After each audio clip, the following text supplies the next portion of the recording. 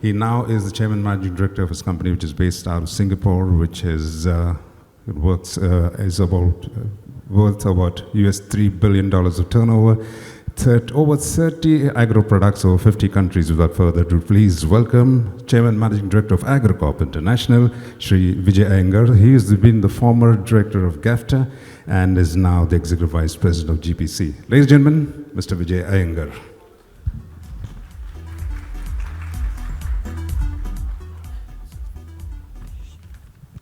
Good morning, everyone. After that wonderful presentation from Greg Chefrik, as well as the speech from Murad, it's really a bit of a damn squib to have me on stage. But I'm going to make a few points. The few points that I want to make is, over the last year or so, there has been lots of talk in the press that this whole plant-based trend is a fad. The question that we have to ask all of us is this a fad? For everyone in this room, it's the biggest thing that's happened to the industry. It's something that has the potential to change the environment. It has the potential to contribute to better diet around the world, and it has got the potential to get something new in terms of food and in terms of availability of a better quality protein. So what is the conundrum that the industry is facing?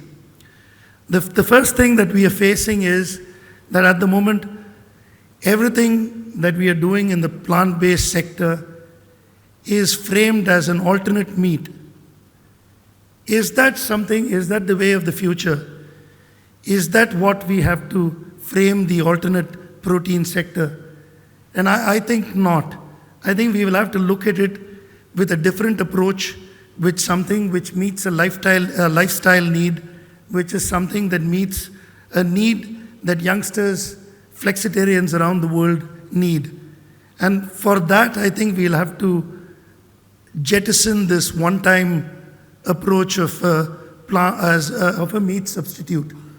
I think the areas that the industry needs to concentrate on are taste, less use of preservatives. One of the complaints that globally everybody has been talking about is that because it's a new food, there is extensive use of preservatives in the composition. That is something which a lot of research is being done, and that requires continued research. The other areas that we need to focus on are in the back end.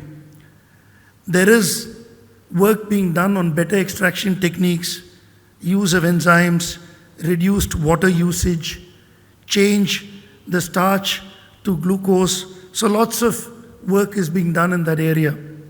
In Asia, for example, generally the meat substitute business is all about use of soya. I think somewhere along the way, pulses will have to supplement it, provided we find the answer to the better taste, less preservative issue that confronts us. So I think those are the questions that the industry will have to deal with. There is lots of work that's being done. And, I think we will get there. But I think this is where the excitement is. This is where a lot of work can be done. This is where we need to address it as an industry.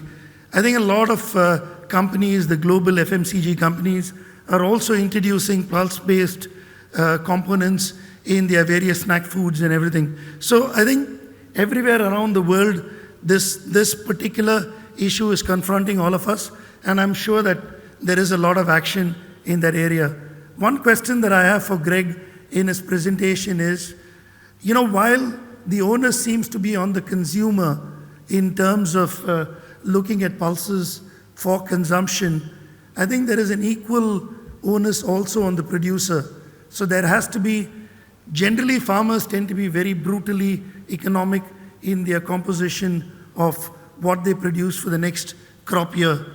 But at some point in time, I think farmers will also have to look at the environmental impact and use some economic matrix to justify production of pulses. Because for the amount of work that's being done in terms of pulses, in terms of proteins from pulses, at some point in time, we will not have enough production of pulses to meet the demand. So I think there has to be focus on production, there has to be focus on consumption, all for a better world for all of us. I leave that thought with you. Thank you. Thank you, sir. May I request to please stay on stage for a brief second, Mr. Iyengar. I'd like to request Ms. Jitu Beda to please present a memento to Iyengar. That was quick, sir.